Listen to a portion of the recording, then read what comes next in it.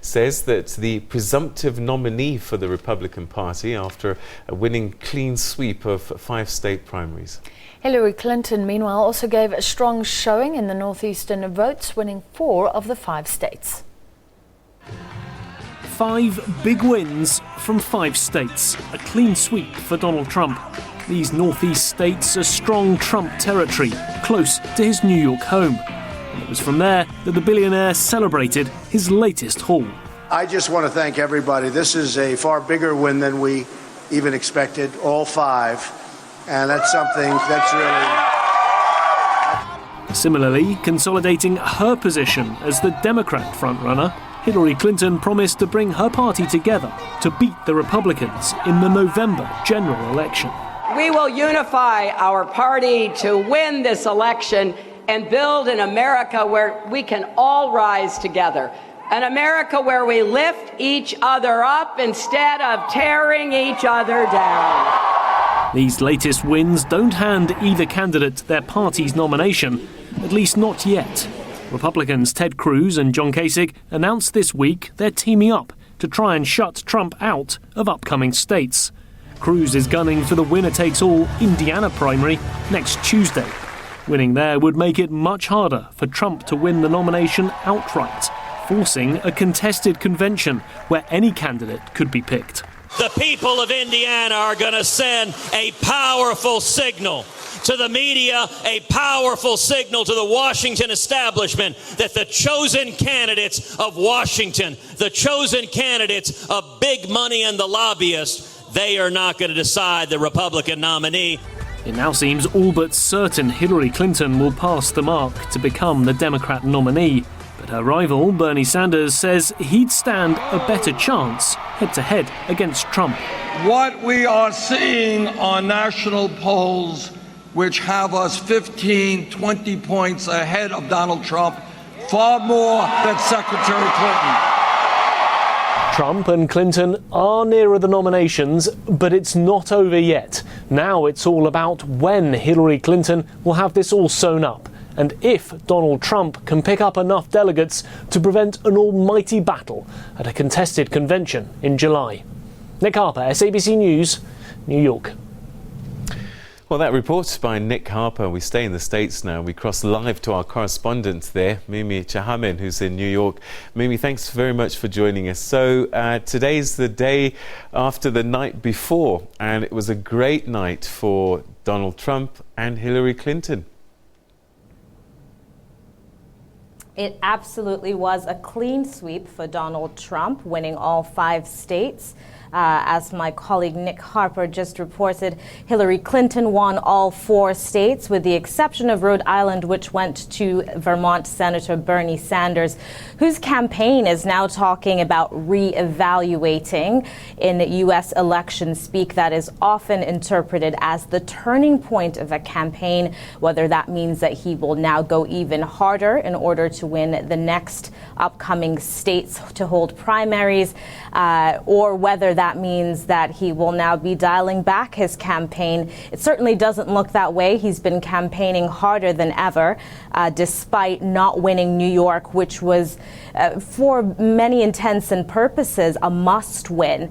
And we are seeing Trump calling himself the presumptive nominee on the Republican side, and essentially declaring his own nomination there in his victory speech, which came in quite early in the night in the eastern part of the United States. He had already secured all of those delegates, and the upcoming states are extremely delegate-rich states.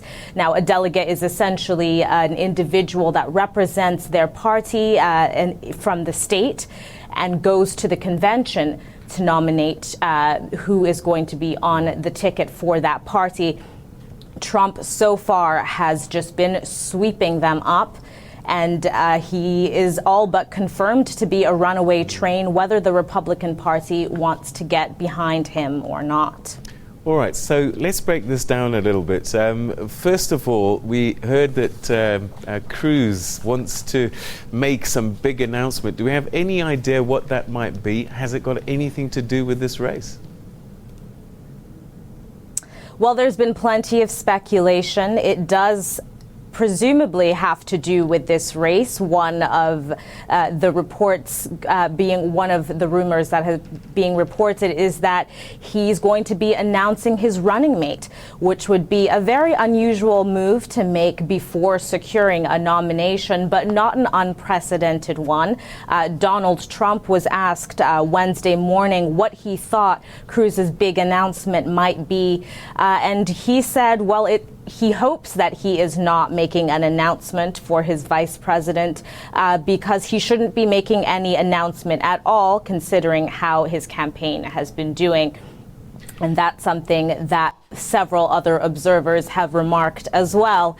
But the name being floated around is Carly Fiorina, who was the only female Republican presidential candidate until she then ended her campaign for the presidency. Cruz is going to be making that announcement shortly. We've got all of the local media tuned to that. He's going to be making it in Indiana. Okay. Mimi, just because one of the next places to have. Just because of time, I'm wondering, what's been the reaction of people hearing that Cruz and Kasich are teaming up? I mean, they're supposed to be sort of going against each other, but it looks like it's kind of anything to stop Trump season now. Yes, it's essentially a divide and conquer strategy, but many analysts are saying that it's come too little, too late in this race.